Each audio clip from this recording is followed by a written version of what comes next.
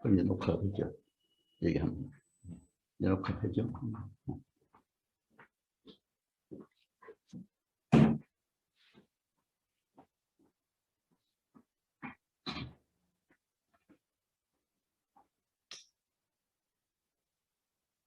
여러분, 잘 쉬셨어요? 어떻게 제 소리 잘 들리십니까? 얼굴도 보이시죠? 환영합니다. 예, 여러분, 감사합니다. 예, 아까 인사 말씀에서 제가 대한행정사협회 교육부회장이라는 말씀만 드렸습니다. 짤막하게 인사드렸는데, 사실 우리 대한행정사협회 교육에 오신 것을 여러분 진심으로 환영하고 또 축하드립니다. 사실은 저도 대한행정사협회에서 이제 2013년도 행정사법이 개정돼서 최초로 이제 1회로 행정사 자격을 받고 또 1회 1기로 2013년 4년도죠. 교육을 받고 바로 행정사 사무소를 차렸습니다. 교대역 법원 앞에. 그래서 이제 행정사 경력을 가지고 또 실제 행정사를 하면서 또 여러분 앞에 이렇게 서게 돼서 더 영광입니다. 그래서 오늘은 행정사 법령제도에 대해서 중심으로 말씀을 드리려고 합니다. 이제 행정사 법령제도는 우리가 행정사 실제 실무를 하기 위해서 기본이 되는 것을 이해해야 됩니다. 그렇기 때문에 여러분들에게 첫 시간에 행정사 법령제도, 여기에 필요한, 실무에 필요한 주요한 법령제도를 이해하셔야만이 이제 두 번째 시간부터는 각 분야별로 강의를 듣게 됩니다. 여러 교수님들한테. 그래서 이제 여러분들이 오늘 이 시간, 2시간 동안 첫 번째 강의를 잘 이해해 두시면은 여러분들이 각 분야별로 업무 처리하는데 여러 가지 도움이 될 수가 있고 효율적으로 업무를 수행할 수가 있습니다. 제가 실제 해보니까 그래요.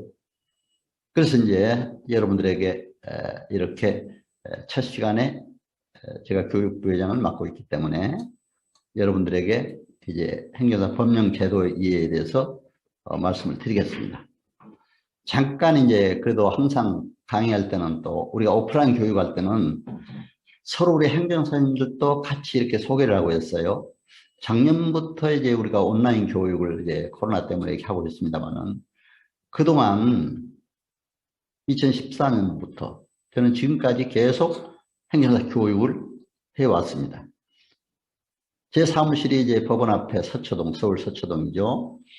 있는데 거기에 교육장까지 아예 열어놓고 처음에 2, 3월 달에 한 100명 이상, 200명 이상, 이번에도 이제 114명이 오셨습니다. 올 때는 이제 큰 강의장 빌려서 했어요. 대학의 강당이라든가 또는 이제, 그러나, 한 3, 40명, 4, 50명 올 때는 꼭 저희 사무실 교육장에서 한 3, 4년간을 했습니다. 그때 당시는 협회 교육장이 없었기 때문에.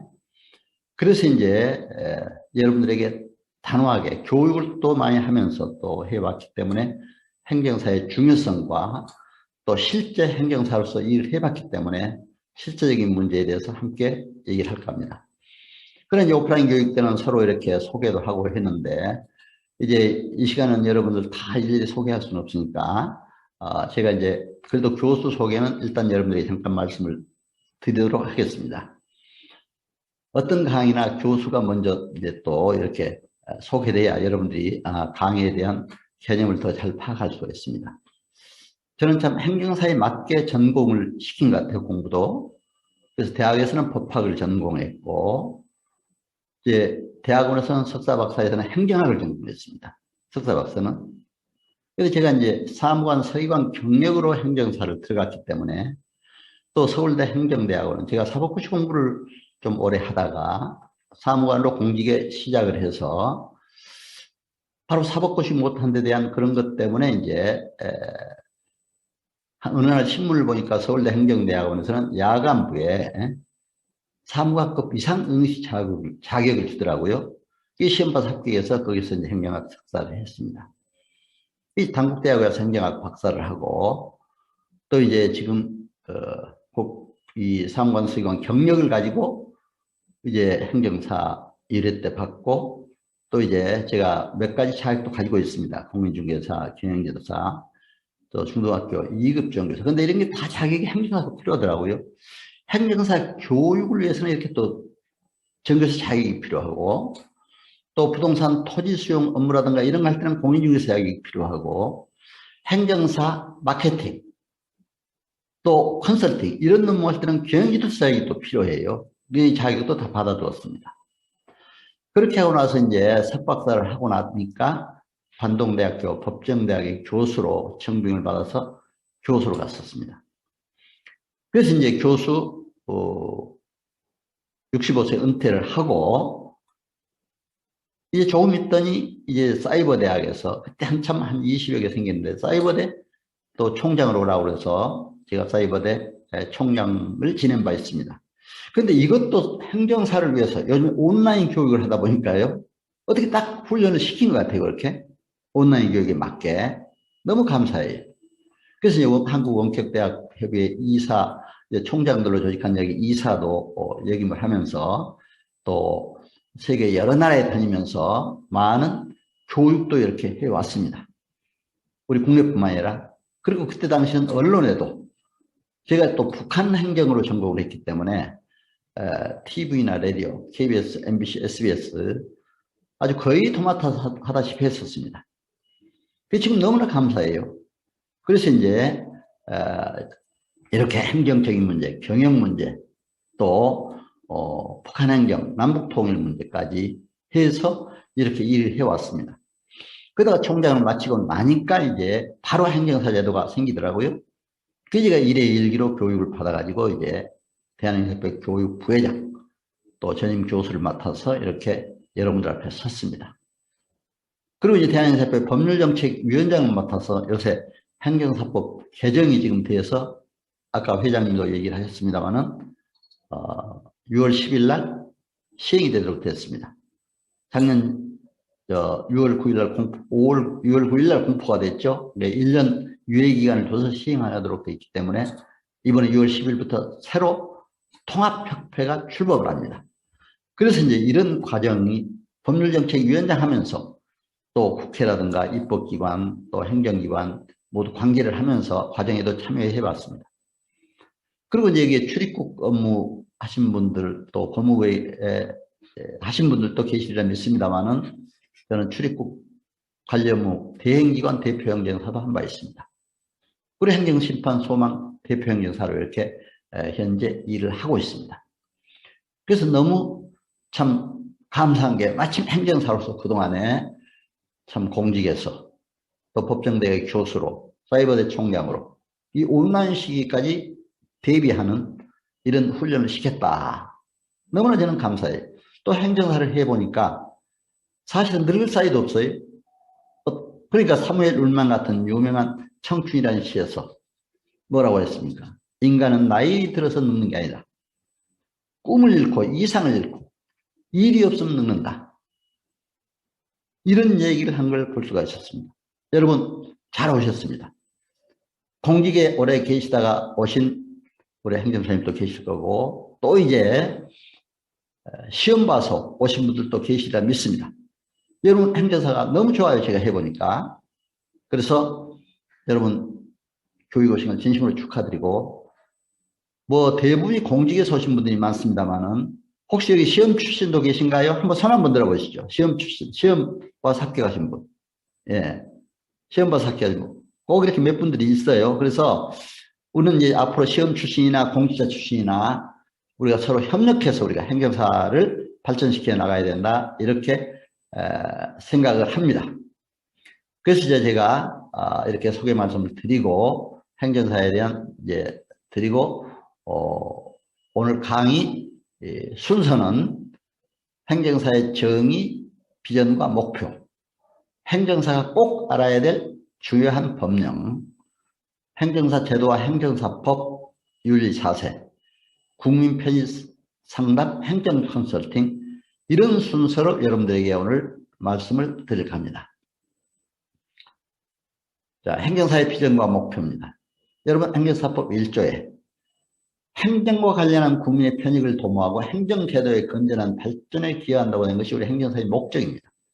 행정사법의 바로 목적입니다.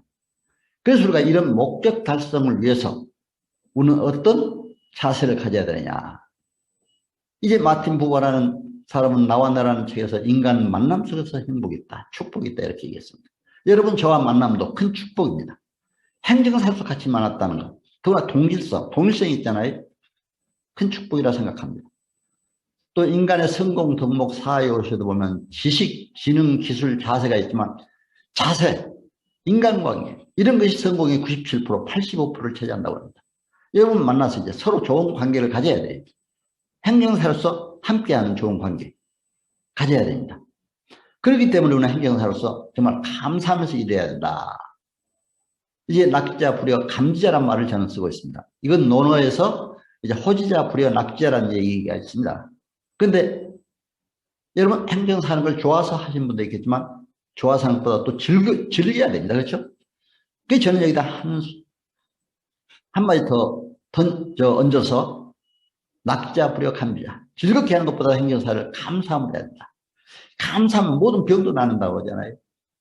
이런 마음으로 이런 자세를 해야 된다. 그래서 이제 이렇게 행정사로서 여러분들 큰 역할을 하는 여러분 다 되시기를 바랍니다. 그러면 이제 행정사의 이제 정의, 개념, 또 섬기는 행정사로서의 역할과 자세.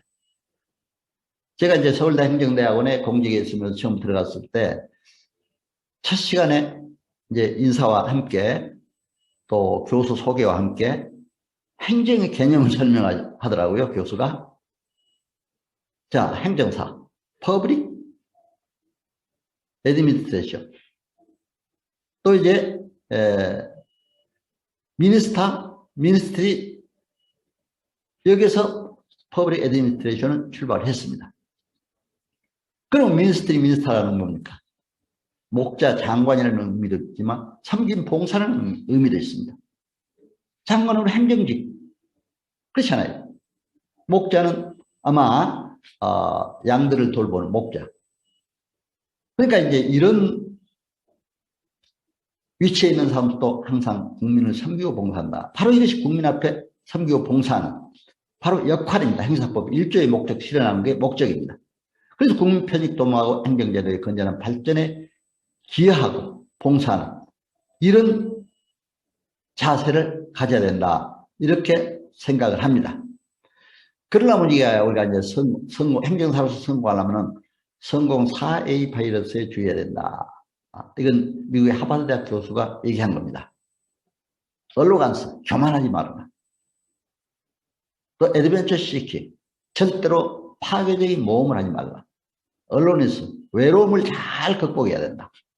애들탈이, 성적, 이런 쾌락에 빠지지 말라. 이 네 가지 장애, 이 네 가지 이제 성공 지인군에서 오늘 벗어나야 된다. 그래야 성공할 수가 있다. 이렇게 얘기를 하고 있습니다. 그래서 우리 행정사들도 이런 철학적 관점, 또 이런 심리적인 관점을 보면서 우리 자세를 가다듬는다. 왜 제가 이제 초반에 자세를 강조하냐면, 우리 때 이제 행정사 법 얘기할 때도 행정사 윤리에 대해서 좀 더 이제 강조를 하겠습니다만, 윤리는 자세나 같은 거죠. 그러나 이제 우리가 인간으로 살아가는데 우리가 행복과 성공을 하기 위해서 어떻게 해야 되느냐, 이런 자세가 더 필요하다. 제가 행정안전부에 이제 꼭 교육에 관한 회의에 각 시도 담당관들도 와요. 행정안전부에서 회의할 때. 그럼 거기 갔을 때 꼭 행정사의 자세를 좀 강조해달라. 첫 시간에. 이런 주문을 합니다. 그래서 여러분들에게 특별히 오늘 강조를 드린 겁니다. 자, 그럼 우리가 이런 행정사들은 행정사법상 어떻게 분류되어 있느냐.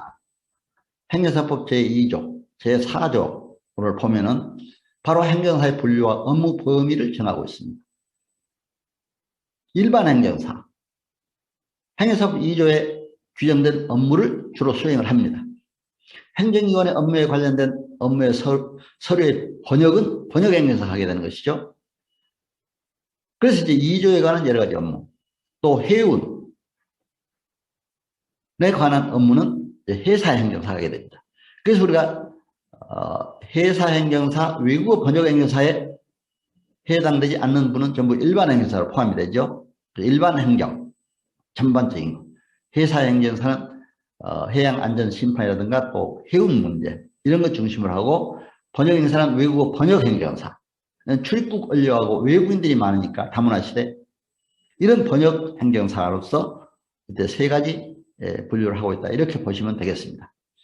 자, 그럼 우리 이제 행정사 정가와 정부 조직 기능이 상당히 다양화되어 있습니다. 행정사가 벌써 2012년도 9,300명이었던 것이 지금 2013년도부터 계속 합격자가 나오기 시작했습니다. 시험 합격자도 여러분 옆에 보시지만 처음에 296명, 330명에게 한 300여 명이 평균 이렇게 나왔습니다. 매년. 그래서 지금 총 39만 2,500여 명이 돼요. 뭐 2,500 몇십 이렇게 나갑니다만 제가 이걸로 그냥 잘랐습니다. 그러면 벌써 40만이 가까웁니다. 금년 되면 이제 40만이 벌써 넘어가게 되겠죠? 그러면 국가 전문 자격사 중에 수적으로는 지금 공인중개사 다음으로 많습니다. 공인중개사가 지금 저도 공인중개사 자격을 갖고 있기 때문에 한 50여만 된다고 그러더라고요. 39만, 한 40여만이 가까웁니다. 그리고 행정사 업무는 행정사의 다양한 업무를 다 하기 때문에 각 정부부처에, 지방자치단체, 그렇기 때문에 다른 자격사 단체에서 상당히 아까 회장님도 얘기했죠. 견제가 될 수 있는 그런 자격사로서 부각을 하고 있는 건 사실입니다. 제가 해보니까 그래요. 그래서 이러한 행정사로서 여러분들이 정말 위치에 있다는 것을 알고 우리 행정사의 업무를 수행해 가야 된다, 이렇게 봅니다. 자, 그럼 제가 여기 정부 조직부서를 약간 소개했습니다. 이 조직부서의 업무만 하더라도 소개하려도 이것만 가지고도 1시간 해야 돼요. 그렇죠? 그러나 여기서 중요한 것만 이제 몇 가지 소개를 하겠습니다. 제가 특별히 관계를 많이 했던 거, 국가보훈처는 국가유공자 업무죠. 행정안전부는 행정안전부하고 직접 우리 행정사하고 관계된 감독관청입니다. 교육부도 제가 교육법인에 관한 문제도 해봤어요. 법문 출입국 관련 업무. 또 이제 국가유공자 업무, 보훈처, 국방부, 이런 많습니다. 그 이외에도 뭐 이제 각 보건복지부는 복지행정에 관한 거, 또 환경부는 환경분쟁에 관한 업무들. 얼마 전에 환경분쟁 조정위원회 한 데도 가봤어요. 거기 가보니까 우리 행정사들이 꽤 많더라고요. 특히 시골 같은 데서는 행정분쟁이 많이 일어나요. 환경분쟁이. 어느 이제 아파트 단지가 시골에도 생기니까 아파트에서 하도 소음이 많으면 소들이 죽어간다고 그러더라고요. 옆에 있는 소들이. 그러니까 그게 분쟁이 생겨 손해배상 청구도 하고 그런다고 그러더라고요. 그래서 제가 또 역으로 그렇게도 얘기했어요. 그 아파트 단지에서는 또 축사들에 대해서 또 불만을 토로하고 있어요. 왜? 너무 그 축사에서 많은 냄새가 나서 안 된다. 그럼 그것도 또 분쟁의 소지가 되더라고요. 이 행정사들이. 그렇기 때문에 이런 관계하는 게 많다. 그리고 이제 특히 저는 본부의 출입국 업무.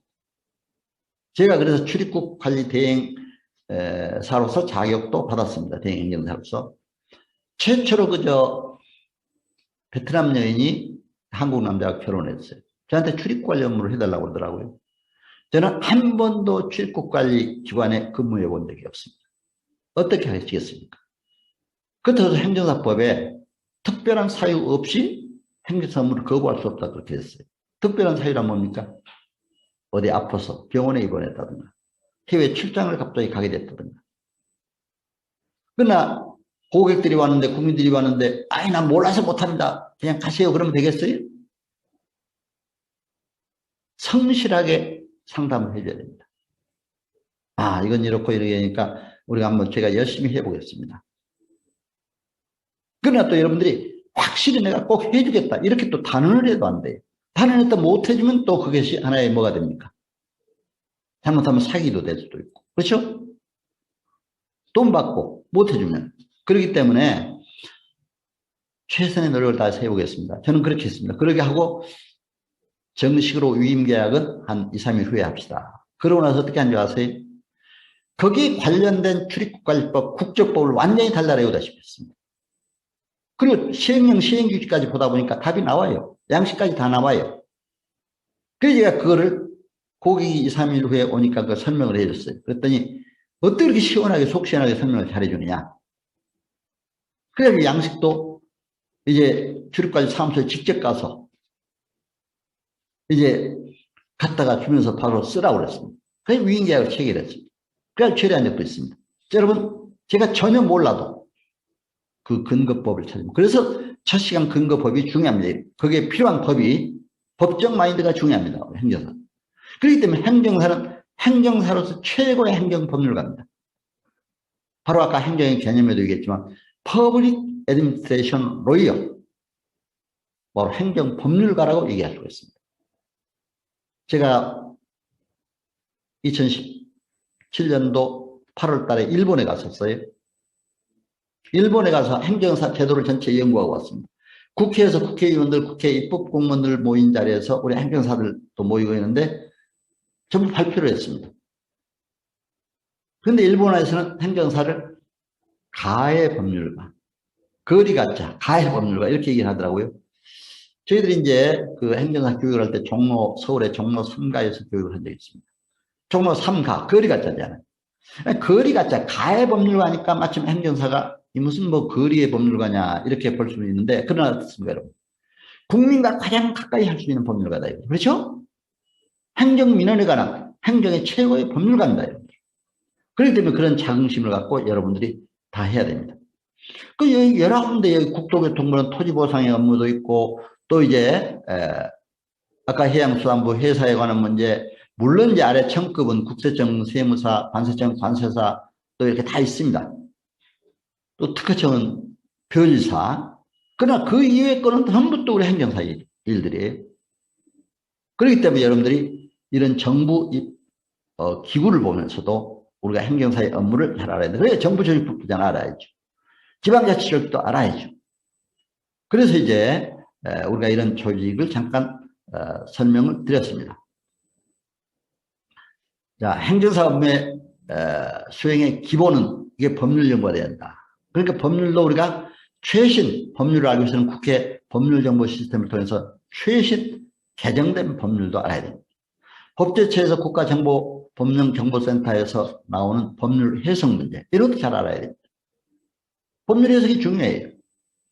저는 법인 설립을 여러 건 하다 보니까 법인 설립에 대해서 이제 서울시에서 상당히 좀 법률 해석에 대한 문제를 논의하고 있더라고요. 그래서 내가 한번 서울시 방문도 했었어요.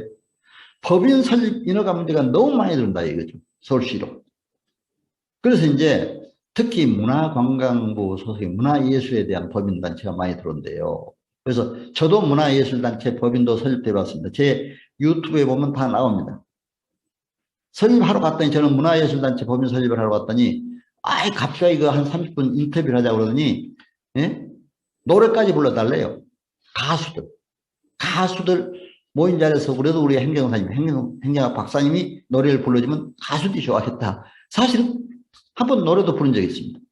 그래서 가사 작사해가지고 그 뒤로 실제 가수들도 부르고, 제가 또 작사한 노래들이 가곡으로도, 그림문가나 작곡한 최영섭 씨가 작곡해서 가곡으로도 한 12곡이 지금 불려나가고 있습니다. 예술의 전당이나 세종문화회관, 얼마 전에도 바로 세종문화회관에서 불려나갔습니다.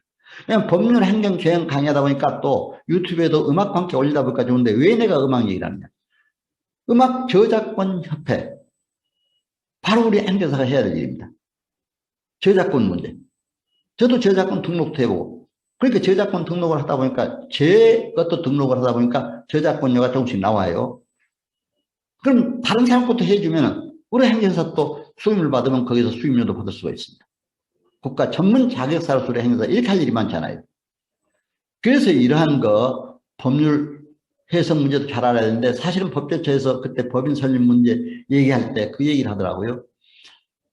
법제처의 법률 해석을 요청을 했더니 법제처에서 어떻게 답변이 왔냐. 그 답변된 공문을 우리한테 보여주더라고요.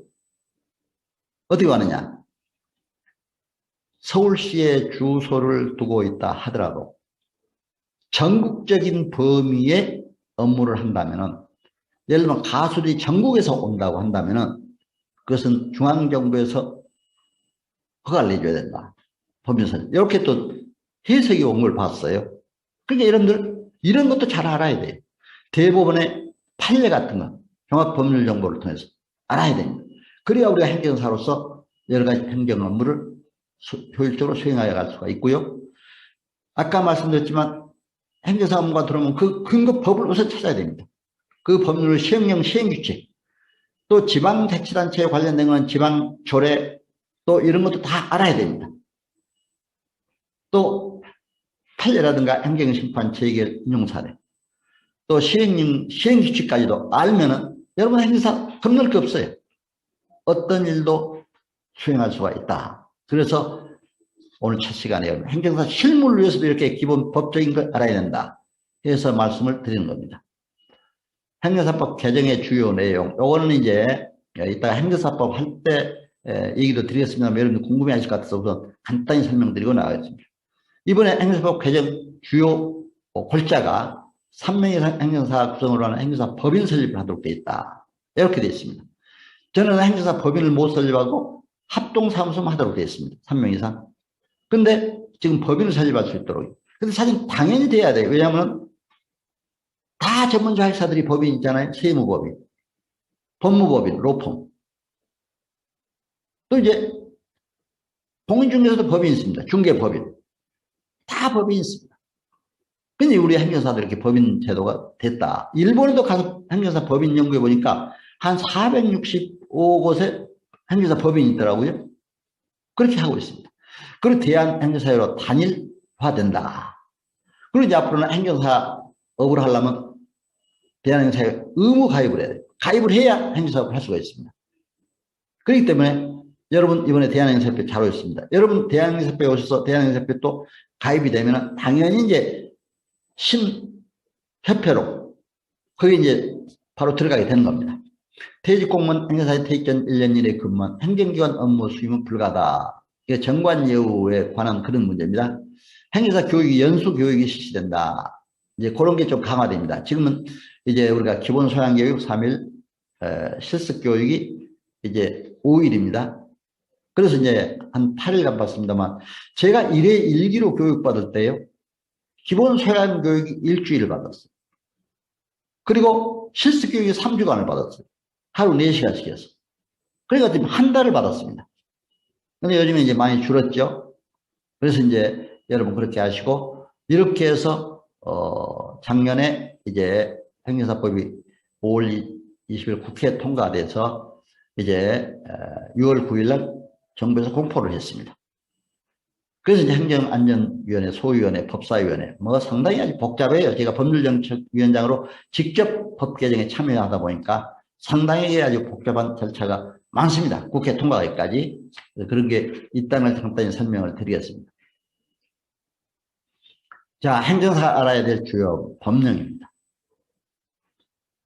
우리 행정사 시험 과목에도 보면 여러분 어때요? 1차의 민법 총칙 행정법 행정학개론, 2차의 민법 계약법 행정절차법 사무관리론. 시험 보신 분들은 아시리라 믿습니다. 근데 필요하니까 우리 행정사가 하는데 필요하니까 민법은 사법입니다. 행정법 공법입니다. 그렇죠?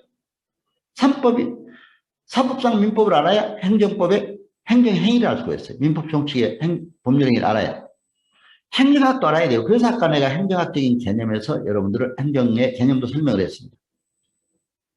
그리고 이제 행정학에서 나오는 조직관리이론, 또 인사관리이론, 채무관리이론, 그리고 리더십, 커뮤니케이션 이론, 행정에서 나오는 이런 이론들을 알아야 행정사를 업무를 잘해야 할 수가 있습니다.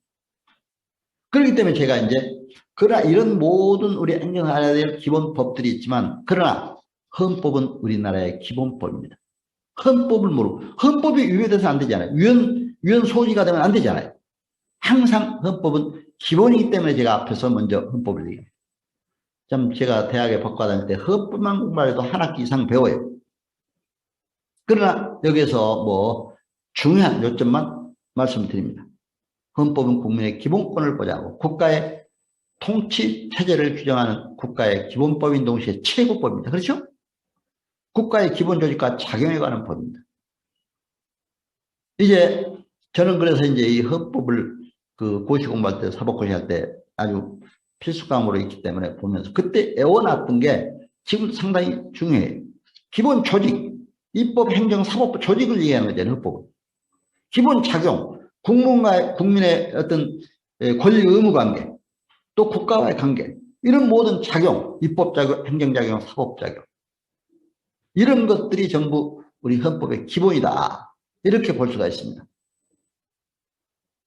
그래서 이제 대한민국 일조의 대한민국 민주공, 자유민주주의 체제, 이걸 아주 선포하고 있습니다. 또 이제 제4조, 5조, 10조에 행정사의 국민표직과 행복 추구 노력을 해야 되는, 행정사라는 용어는 그 안에 바로 이런 국민의 권리 의무, 국민의 권익 보호, 행복이야 노력해야 함을 규정하고 있습니다. 그래서 이제 이런 조직에서도 입법부 조직도 있고 사법부 조직도 있지만 행정부 조직만 우리가 반드시 알아야 된다. 아까 정부 조직, 그렇죠? 또 지방자치 조직. 그래야 우리가 행정사업을 할 수가 있죠. 그래서 이제 여러분들에게 행정부 조직에 대해서 말씀드린 겁니다. 자, 행정사와 민법. 민법은 우리가 총칙과 계약법을 실제 필요하니까 우리 행정사 시험 과목에 되어 있습니다.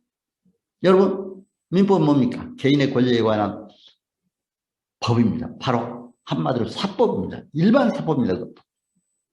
일반 사법에 의해서 특별사법이라는 게 있어요. 그건 뭡니까? 상법 같은 경우. 근데 이것도 알아야 되더라고요. 일반 사법인 민법을 아는 것 동시에 특별사법인 상법도 알아야 돼요. 왜? 제가 법인 설립을 하다 보니까 민법상 법인 설립, 공익법이나 비영리법인은 어떻게 됐습니까? 행정관청에 허가를 얻어 설립한다. 이렇게 됐어요. 행정관청의 허가. 허가가 설립 요건입니다. 그렇지만 행정사가 해야죠. 행정관청의 허가니까. 그렇잖아요? 그래서 상법상 법인은 어떻게 됐습니까? 영리법인이잖아요. 주식회사, 한명회사, 합자회사, 유한회사 등. 영리법인은 어떻게 됐습니까? 등기함으로 성립한다. 이렇게 됐습니다. 그렇기 때문에 이것은 법조인들이 해야 되죠. 그렇죠? 물론 등기는 법무사가 주로 합니다만, 그러나 큰 회사든 설립할 때는 그 법무팀들이 거기에서 저로 많이 하고 있는 걸 볼 수가 있습니다. 자, 그럼 행위사와 법률행위. 법률행위는 일정한 법률 효과의 발생을 목적으로 하는 한 개 또는 수개의 의사표시를 필요로 한 불가결의 요소는 법률 요건이다. 이렇게 설명을 하고 있습니다.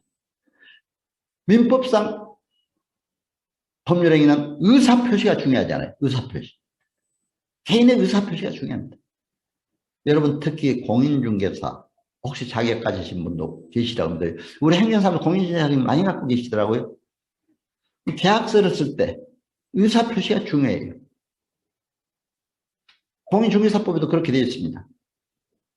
본인의 의뢰에 의해서, 고객의 의뢰에 의해서 공인중개사는 의사의 합의로 계약이 되면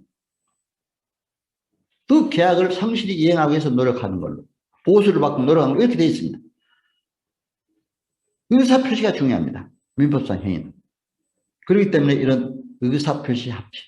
그럼 민법상 법률행위의 종류는 단독행위, 계약, 합동행위가 있습니다. 단독행위란 뭡니까? 예를 들면 재단법인 설립 행위라든가 이런 것도 우리 행정사 해야 될 일이에요. 또 이제 상대방이 있는 단독행위는 합동행위도 있습니다. 이런 거는 사단법인 설립행위, 이런 것이 있을 수가 있습니다. 그래서 이제 이러한 행위도 알아야 되고, 계약도 청약과 승낙이라는 두 개의 의사표시 합치로 이루어지는 것이 계약입니다. 여러분, 행정사들이 이제 행정사 업무 위임받을 때 위임계약을 쓰도록 되어 있습니다. 이건 행정사법 설명할 때 좀 더 구체적으로 얘기하겠습니다만, 두 개의 의사, 위임인과 수임인의 의사의 표시 합치로 바로 이루어진 것이 이러한 계약입니다. 법률 행위입니다. 이것도. 합동인은 공동 목적을 위하여 구체적으로 방향을 같이 하는 두 개의 상의 의사표시 합치로 이루어지는 것. 바로 법인의 설립, 행위, 이런 것을 볼 수가 있습니다. 자, 행정사 행정법. 우리 행정법은 필수죠. 행정기관에 관련된 법은 전부 행정법입니다. 얼마나 많아요? 한 3,000여 가지 이상이 된다고 그러더라고요. 행정에 관한 고유의 공법, 행정주체의 조직, 작용 및 행정구제에 관한 법이다. 이렇게 됩니다. 공법입니다. 그렇죠? 민법은 사법인데 비해서. 그러면 행정주체의 조직, 그럼 이게 뭡니까? 정부 조직도 있고 지방자치 조직, 작용, 국민과의 관계에서 여러 가지 이제 국민의 편익, 국민의 권리, 의무 이런 해결입니다. 행정구제, 국민의 권익이 침해됐을 때 구제에 관한 이런 공법입니다. 그래서 이런 행정사 법률에 대해서 이제 알아야 되는데 행정법의 원칙이 있습니다. 이 원칙은 사실 여러분들이 행정심판서 작성할 때 꼭 필수적으로 알아야 됩니다. 법률유보의 원칙. 법에 근거했느냐, 행정행위가. 법에 근거하지 않고 행정일을 했다면 그건 행정심판의 대상이 되죠. 그렇죠? 비례의 원칙, 공익과 사익의 비례, 적당히 됐느냐. 이거는 여러분 토지보상 업무가 우리 행정사가 많이 하는데 도로를 내는데 개인의 논밭 수용했다 이거죠. 그러면 도로에 공익도로를 낸다고 해서 그 수용, 토지가도 못 미치게 그냥 아주 적게 보상한다든가 그렇게 하면 또 비례 원칙이 위반될 수가 있잖아요. 행정심판 쓸 때도 이런 걸 잘 봐야 됩니다. 행정자기구속의 원칙, 행정기관에서 한 얘기라든가 이런 건 자기가 이제 구속의 원칙을 당한다. 신뢰보호, 반드시 신뢰성이 있어야 합니다. 부당결부 금지. 예를 들면 어떤 기부 체납을 했다고 해서 그 사람에게 특혜를 준다든가 그런 게 안 된다 이런 얘기입니다. 자, 그럼 행정행위, 행정청이 법안에서 구체적 사실에 관한 법 집행으로서 행하는 권력적 단독행위다. 자, 여기서 민법의 법률행위와 어떻게 다릅니까?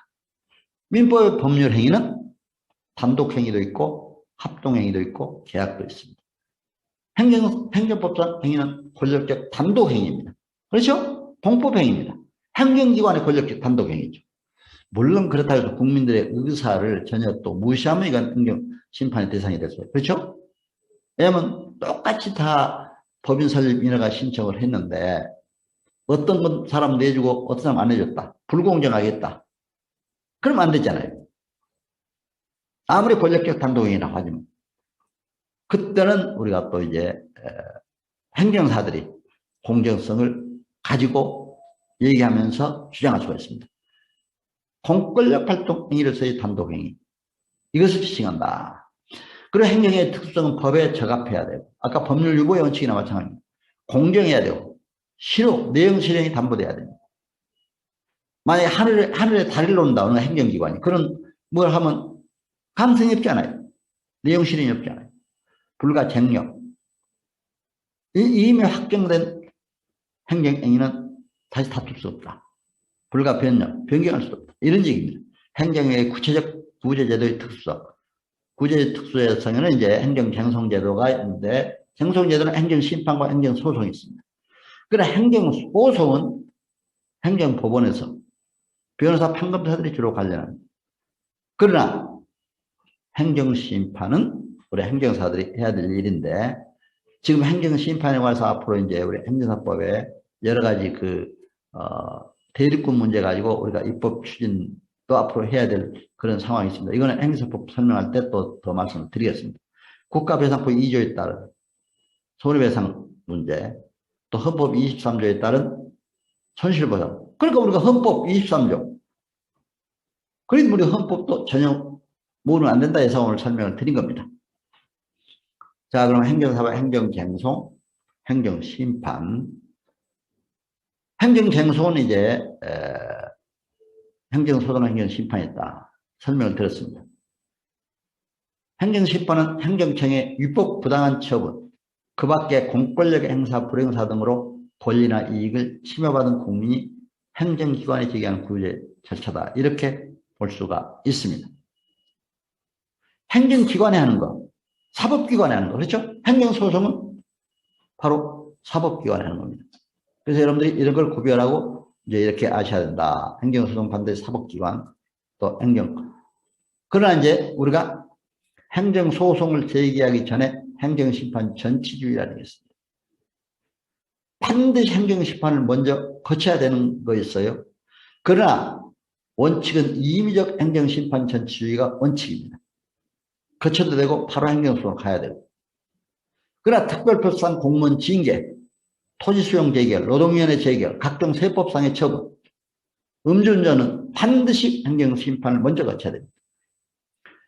제가 이제 행정법원에 제가 우리 사무소에 교육을 할 때는 꼭 가는 곳이 있어요. 실습할 때 행정법원하고 서초구청 자동차 등록사업 하는데 민원 거기 갑니다. 그리고 아까 처음 제가 행정사 위임을 받았던 출입국관리, 출입관리 사무소로 가봅니다. 오프라인 시대는 뭐 한 몇십 명씩 같이 데리고 와도 좋았어요. 근데 요즘에 온라인 시대는 사실 집단적으로 활동을 못하니까 가기가 힘듭니다만은, 그러나 가보면요, 저는 행정법원에 가서 참 너무 좋은 정보를 얻었어요. 그 판사들이, 행정법원 판사들이 그렇게 우리 행정사들이 갔다니까 아주 친절하게 잘해주더라고요. 한 30명을 갔는데 아주 그냥 거기서 사진도 찍고 뭐 선물도 주면서 또 행정재판하는데 아주 가서 보도록 해줍니다. 하는데 사전에 우리 전체 모인 자리에서 동영상을 보여줘요. 어떤 동영상이냐? 음주운전하다가 걸려서 면허 취소됐어요. 근데 어떻게 해서 이게 행정법원에 와서 이제 승소를 하게 된 겁니다. 행정심판에서는 졌는데, 근데 어떠냐면은 음주운전한 사람이 대리운전 기사를 불렀어요. 불러서 이제 자기 집 앞까지 왔습니다. 왔는데, 운전 그 기사가 요금을 처음에 약정한 것보다도 너무 멀리 가니까 좀 더 달라고 그랬어요. 차주는 난 못 주겠다. 약속했으면 그대로 하자. 둘이 옥신각신 싸움이 벌어졌어요. 그러니까 운전기사가 화내서 그냥 운전대 내려버렸어요. 거기다 차를 놔두고. 그러니까 어떻게 합니까? 이제 차 주인이 올라가서 이게 핸들을 막 잡고 이렇게 흔들고 있는데 경찰관이 딱 잡았어요. 어때요? 그렇게 해서 바로 음주 측정을 해보니까 0.18인가 뭐 꽤 많이 나왔어요. 그때 당시에 0.12면은 취소 기준이었죠. 요즘에 0.08이죠? 예. 굉장히 강화됐습니다. 음주운전 이 단속이. 그래서 그렇게 됐는데, 그러니까 어때요? 행정사는 뭐 다양하게 다 알아야 되잖아요. 이런 거 하려면 음주운전, 혈중 알코올 농도가 어느 정도가 취소 기준이냐 정지 기준이냐 이런 것도 알아야 되잖아요. 그래서 취소 기준이 돼가지고 행정심판을 했는데 행정심판이 졌어요. 행정소송을 제기했어요. 그래가지고 행정소송에서 이제 증거를 제가 잘 됐습니다. 어떻게 됐느냐. 기사한테 찾아갔어요. 내 이 자리에서 한 발짝도 운전 안 했다. 그냥 잠시 잡고 있는데 이거 왔다. 당신이 나를 여기서 내려주지 않느냐. 그러니까 내려준 그 자리라는 것만 입증을 해달라. 그래서 그 사진을 찍어가지고 다 입증을 했어요. 그랬더니 승소했어요. 그러니까 운전기사가 그렇게 뛸 듯이 기뻐하면서 나오는 동영상을 봤습니다. 여러분 어때요? 바로 행정심판과 행정소송. 관계된 거잖아요. 그런 걸 우리한테 행정사한테 보여주더라고요. 또 자동차 등록 사업소 가니까 거기서는 뭐 자동차 등록 업무가 요즘 얼마나 많습니까? 근데 다른 등록 자동차 우리 행정사가 아닌 다른 자격이 없는 사람들이 행정기관에 하는 일에 행정사 해야 되는데 뭐 자동차 영업소라든가 또 자동차 거기 뭐 그쪽에서 다 이제 많이 하고 있는 걸 봤어요. 그러니까 그냥 구청에서 그러더라고요. 구청 그 팀장이 그렇게 친절하게 저한테 설명을 해주더라고요. 하루에 어떤 사람은 한 30건을 가져온대요. 30건을 가져오면은 3만 원씩 평균 잡아도 얼마 돼요? 39면 90만 원이잖아요. 하루에 그 정도 벌면은 대단하잖아요. 그런데 그렇게 했는데 이거 행정사가 해야 될 일인데 사실은 전부 지금 자격 아닌 사람들이 하고 있다. 행정사들이 얼마나 일이 많습니까? 그렇죠? 출입관리 사무소도 가서 제가 그래 제가 출입관리 대행기관 첫 업무를 받았기 때문에 저는 그것도 교육을 철저히 받았어요. 뒤에 아예 그냥 이 분야에 대해서 완벽하게 해보겠다. 그래서 120만 원 주고 3개월을 받았습니다. 받고 나니까 뭔가 출입관리 업무에 대해서 알겠더라고요. 국적 취득 업무. 그런 적도 있습니다. 요즘에 다문화 시대, 외국인들 많이 접촉해야 되잖아요. 이런 것도 알아야 된다. 그래서 말씀을 드립니다. 자, 행정심판 대리권 문제. 이게 지금 아쉽죠. 우리 행정심판법 18조 행정사는 위원회 허가를 받은 경우에 대리인으로 행정심판 청구를 할 수가 있다. 행정심판위원회 허가를 받아야. 근데 행정심판 18조 3항은 변호사는 대리인으로 선정이 가능하다고 돼 있어요. 그래서 이걸 우리가 빨리 입법이 필요하다. 행정사도 바로 할 수 있도록 이런 것은 이제 앞으로 우리가 행정사의 과제입니다. 이것도 반드시 해결해야 될 문제입니다. 또 행정심판의 종류에는 이제 취소심판, 무효확인심판, 의무이행심판 있습니다. 행정소송은 뭐 이건 법원에서 할 일이고 변호사도 해야 될 일입니다만은 근데 취소심판이 대부분이에요. 왜냐면 영업정지 취소 처분을 취소한다. 면허정지 취소 처분을 취소한다. 이건 전부 취소심판이거든요. 그렇죠? 그런 것이 많아요. 무효확인은 처음부터 아예 법률 효과가 없는 거, 무효시키는 거. 의무이행심판, 아까도 제가 잠깐 설명을 드렸습니다. 법인 설립허가를 신청을 했는데 행정기관에서 어떤 사람 해주고 어떤 사람 안 해줬다. 그러면 행정기관의 부작위로 인해서 해주지 않는 부작위로 인해서 의무이행심판을 할 수가 있다. 그렇죠? 그래서 여러분들이 이건 참고를 하시고 행정심판 청구 기간은 이걸 이제 행정처분이 있음을 알게 된 날로부터 90일 이내 또 행정처분이 있은 날로부터 180일 이내 반드시 해야 됩니다. 그리고 그러나 천재지변 불가피한 사유로 행정심판을 청구할 수 없을 때는 그 사유가 소멸된 날로부터 14일 이내에 청구하도록 되어 있습니다. 여러분 이걸 알아야 돼요. 그렇죠? 이런 규정은 반드시 알아야 됩니다. 그리고 여러분들이 이제 영업정지 취소 처분을 한다든가 음주 운전면허 취소를 한다든가 이럴 때 반드시 또 우리 공무원들이 거기에 기재를 해줘야 돼요. 있음을 알게 된 날부터 90일 이내에 행정심판을 할 수가 있다. 그렇죠? 행정처분이 있은 날부터 180일 이내에 할 수가 있다. 또 이의신청을 할 수가 있다. 이런 거를 해야 되는데 안 했다면 그건 행정심판. 또 그것도 절차상 해야 되잖아요. 이런 것도 우리가 잘 알아야 된다. 그래서 말씀을 드립니다. 또 행정심판과 그 청구인 적격. 행정심판에는 여러분들이 당행정청에 두는 행정심판위가 있고 국민권익위원회 안에 중앙행정심판위원회, 시도지사 소속 행정심판위원회 또 이렇게 있습니다. 직접 상급 행정심판위원회가 있고 그래서 이런 행정심판위가 있다. 하는 걸 여러분들이 아시고 행정심판법 13조 19조 여기는 이제 여러 가지 이런 무효 확인 의무형이 있다. 그 청구인 적격으로는 당사자 적격. 반드시 그게 이해관계 있는 사람이 당사자 적격이 있을 수가 있잖아요. 그리고 청구 취지, 청구원이 반드시 소장에 쓰는 거랑 행정소장이랑 똑같아요. 그러니까 행정심판서 잘 쓰면 소장 같은 이런 것도 다 쓸 수가 있습니다. 그러나 소장은 우리가 쓰는 게 아니고 변호사를 쓰는 거니까 안내는 해줄 수가 있습니다. 그러나 여러분들이 조심하셔야죠. 잘못하면 변호사법 위반이 되니까. 그러나 보세요. 청구 취지. 자동차 운전면허 취소는 이를 취소. 그러니까 취소심판이죠. 그렇죠? 그런 청구 원인은 사실관계, 법률관계 또는 기타 개인의 주장. 사실관계는 이건 몇 월 며칠 내가 면허정지 처분 취소를 받았다. 영업정지 취소 처분을 받았다. 이렇게 얘기하는 겁니다. 그렇죠? 법률관계는 법률에 근거했느냐, 법률을 남용해서 했느냐 이런 거예요. 공무원들이 이건 잘못을 끄집어내는 거죠. 비례 원칙, 아까 말씀드렸잖아요. 공익과 사익의 비례가 적당히 되느냐. 이런 원칙들을 잘 봐서 행정심판을 해야 됩니다.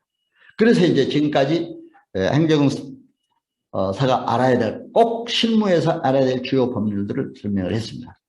그러면 이제 잠깐 한 10분 쉬셨다가 행정사 제도의 변화 및 행사법 연영, 행사법 중심으로 이제 설명을 드리겠습니다.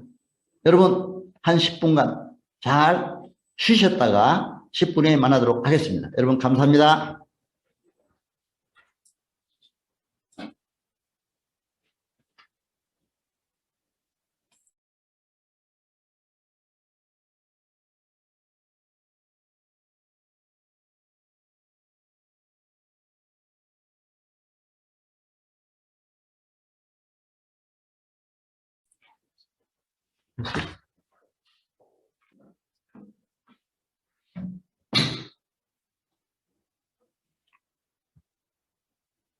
여러분 잘 쉬셨어요? 반갑습니다. 쉬는 것도 요령이더라고요. 저는 어느 날 강의를 많이 하다 보면은 하루 8시간 할 때, 야간까지 하면 10시간까지 할 때가 있었어요. 그때 한 10분 쉬는 동안에 푹 자요. 역시 피로가 잘 풀리더라고요. 여러분 반드시 열심히 또 강의 듣는다는 게 얼마나 힘듭니까? 저도 강의를 많이 하는 사람이지만 누구 강의를 들어보면 참 듣는 게 또 힘들더라고요. 그렇죠? 여러분 그때 좀 잘 쉬셔가면서 잘 조절을 하시면 건강에도 좋습니다. 그럼 행정사 제도의 변화 및 행사법 연역에 대해서 설명을 드리도록 하겠습니다. 이제 1906년 경시정령 52호로 대서업 규제 기축으로 행정사 제도가 생겼습니다. 사실은. 그런데 대서업이니까 그때 당시는 전부 대서업 중심이었죠. 어디 가면 뭐 대서방이라고 그랬잖아요. 참 행정사라는 얘기를 쓰지 않고. 그래서 이제 좀 아무래도 국민들의 민원을 해결하는 대서. 그러니까 행정사 그때는 공직에 있으면 그냥 신고 필증만 다 가지고 행정사 자격 없어도 다 이게 대서업을 했잖아요. 그런 시대였습니다. 처음에. 그러다 행정사법이 제정 공포가 돼가지고 이제 어느 정도 행정서사라고 하면서 이제 행정사의 의무사항도 규정되고 또 행사가 어떤 일을 해야 되느냐 여러 가지 그런 것들이 이제 규정이 되기 시작했습니다. 그러니까 76년 8월 10일 대한행정사회가 설립허가 됐습니다. 그래서 이제 행정서사법을 현행 행정사법으로 이제 개정을 했고 또 이제 대한행정사회를 대한행정사협회로 바로 변경을 하게 됐습니다. 그래서 현행 행정사법이 시행이 돼서 2013년도 제1회 자격시험이 실시됐다 이렇게 볼 수가 있습니다. 그래서 이제 이런 행정사 제도가 과연 생겨서 우리 행정사법은 어떻게 되어 있느냐. 이제 목적은 아까도 말씀드렸습니다. 이 법은 행정사 제도를 확립하여 행정과 관련한 국민의 편익을 도모하고 행정제도의 건전한 발전을 이바지하는 목적으로 한다. 바로 목적이 규정되어 있죠. 이건 아까 말씀드렸습니다. 2조 업무, 행정사는 다른 사람이 위임을 받아 각호의 업무를 수행한다. 위임. 그렇기 때문에 저희들은 위임계약서를 주로 씁니다. 위임하고. 그런 행정기관에 제출한 서류의 작성. 이것은 민원행정 시간에 여러분들이 잘 설명을 들을 겁니다. 그렇죠? 권리 의무나 사실증명에 관한 서류. 이것도 사실조사에 관한 강의가 있습니다. 그 강의할 때 여러분 또 잘 들으실 겁니다. 행정사 의무에 관련, 이건 번역행정사 업무입니다. 그렇죠? 또 1호부터 3호까지의 규정에 따라 작성된 서류의 제출 대행, 인허가 및 면허 등을 받기 위해 행정기관에 제출한 신청, 청구 및 신고 등의 대리. 여기는 대리라는 말을 썼습니다. 그렇죠? 인허가 신청, 법인 설립 인허가라든가 이런 건 대리권이 이제 규정이 됐습니다. 다만 행정심판 대리권에 대한 것이 없어서 우리가 입법화해야 한다고 아까 말씀을 드렸죠. 행정관계 법령 및 행정에 대한 이제 상담 또는 자문에 대한 응답. 바로 행정 컨설팅입니다. 그렇기 때문에 저는 경영 지도자로서 한 100여 기업 진단 지도도 해보고 중국에도 한 20여 개 순회하면서 성장 시장, 현장. 거기는 굉장히 경영에 대한 강의를 원하더라고요. 그래서 강의를 해주고 했습니다. 중국에 한 10,000명 모인 기업도 진단지도를 해봤습니다. 그렇기 때문에 우리가 행정사도 정말 이런 진단지도 컨설팅에 대해서 좀 알아야 됩니다. 또 법령에 위탁받은 사실조사 및 확인, 교통사고 이런 것도 이제 별도로 여러분 시간에 하게 될 겁니다. 그다음에 행정사 실제 업무 영역. 이제 기본 소양 교육 과목에 있는 주로 이런 내용들입니다. 예. 출입국 민원, 외국인 체류 자격 변경 및 연장, 외국인의 대한민국 영주권 이런 거 취득하는 거, 행정심판, 각종 행정심판을 우리가 행정사들이 하는 거죠. 사실조사 업무, 이것도 이제 교육을 통해서 부동산 행정, 토지보상, 그렇죠? 손실보상이라고도 신고 및 등록, 비영리단체 신고이라든가 이런 사업개시, 인허가, 법인 설립 인허가라든가 권리 의무에 관한 민원행정 이런 내용 증명이라든가 각종 이런 서류 이런 것들을 작성하는 것이 우리 행정사가 해야 될 일이다. 이렇게 볼 수가 있습니다. 그렇다면 행정사의 기본 윤리와 자세. 아까 이제 자세를 말씀드렸습니다만 우리가 행정사법에 강조하는 이런 윤리, 자세는 과연 어떤 거냐. 아까 우리가 인간이 총체적으로 정말 행정사로서 임해야 되는 자세, 저 시간에 말씀드렸습니다. 여기서는 행정사의 윤리 중심으로. 그래서 뭐 여러분 보세요. 행정사는 품위를 해야 하는 행동을 해서는 안 된다. 전문 자율사의 긍지를 갖고 행정적 권위를 지켜야 됩니다. 그러나 여러분, 권위라고 해서 무슨 뭐 권위주의로 생각하면 안 됩니다. 자긍심을 갖고 행정사로서 또 전문 지식을 갖고 국민 앞에 행정적 권위는 보여줘야 됩니다. 그러나 권위주의라는 것은 제가 행정학에서 권위주의 공부할 때 윗사람한테는 아불자라고 아랫사람한테는 함부로 하고 그런 걸 권위주의로 이렇게 풀이해 놓은 그런 글들이 많이 나오더라고요. 근데 그런 권위주의는 가지면 안 되죠. 아랫사람한테 함부로 하고 교만하고 그렇죠? 그렇기 때문에 행정적 권위는 갖되 권위주의는 갖지 마라. 행정사는 공공복리에 반하는 행위를 해서는 안 된다. 국민 편익을 위한 거 아니에요, 우리가. 공공의 이익을.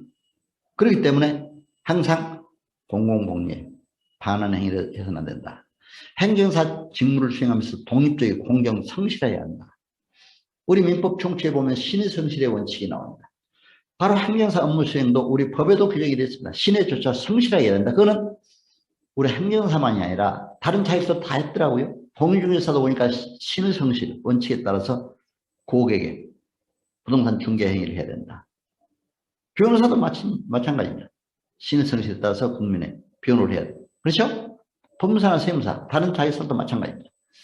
행정사는 상호 간의 신의와 우애를 존중하고 예의를 존중해야 한다. 여러분, 신뢰가 중요하잖아요. 의사전달, 상담할 때, 인간관계, 이런 의사전달, 이런 능력이 있어야 됩니다. 또 행정 분야 전문가로서 문화적 소양과 가치를 구축하기 위한 노력, 사회 문화에 바로 적합한 이런 행정사로서의 가치 있는 일을 해야 된다. 또 행정 전문가로서 요구되는 전문 지식을 습득해야 됩니다. 행정사는 그러니까 많이 저도 해보니까 공부를 많이 해야 되겠더라고요. 저는 어떤 사건 하나 맡으면 그 관련된 법에 대해서 아주 꿰뚫듯이 연구하면 다 답이 나와요. 시행령, 시행규칙까지 펴다 보면은.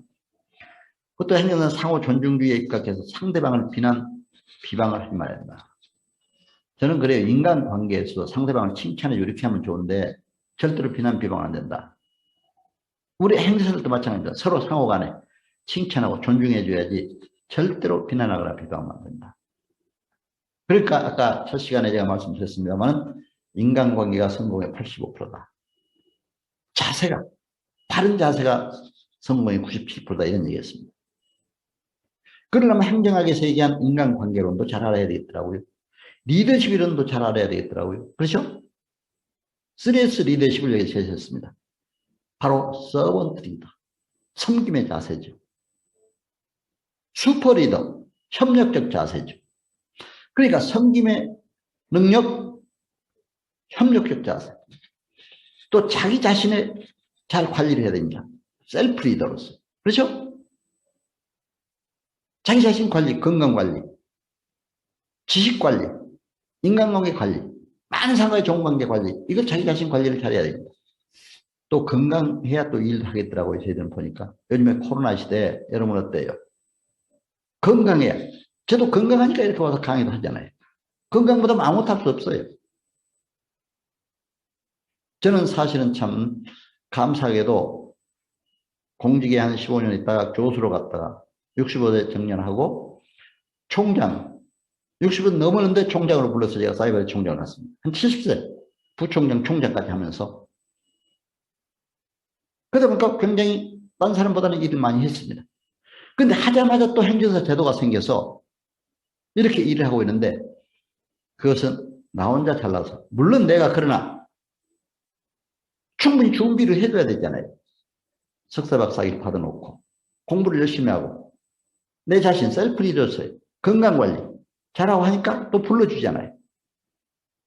누구 인간관계도 잘하고 서로 정말 상호 좋은 진실한 관계, 신뢰 협력의 관계. 또 이제 여러 가지 정말 남들에게 베풀며 사는 그런 관계도 가졌습니다. 그랬더니 자연적으로 이렇게 이어져 왔어요. 너무 감사해요. 또 행정사는 직무 수행을 하면서 의뢰인의 개인정보 보호에 유의해야 됩니다. 이건 개인정보보호법, 통신비밀보호법 있죠? 요새 행정사들이 임무를 수행할 때 물론 뭐 여러분 공직에 계신 분들은 잘 아시리라 믿습니다. 물론 시험 출신도 뭐 이런 개인정보 보호에 관한 걸 아시겠지만 위임계약서나 쓸 때도 위임계약서에 그 주민등록번호가 들어간다든가 생년을 들어간다든가 전화번호 이런 걸 마음대로 유출하면 안 되잖아요.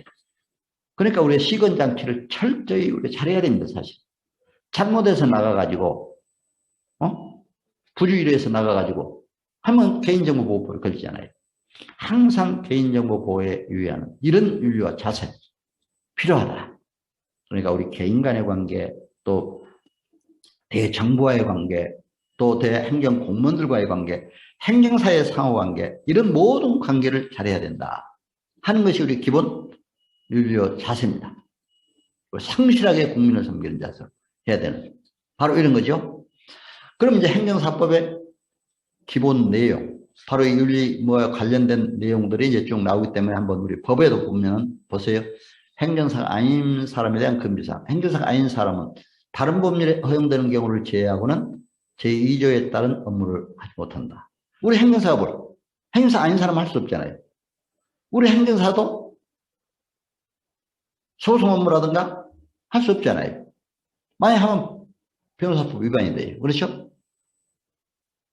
그러나 여러분 참고로 아실 것이 소송이나 또 법무사관 등기 업무, 국민 개인이면 누가 자기 이름으로는 할 수가 있어요. 그렇죠?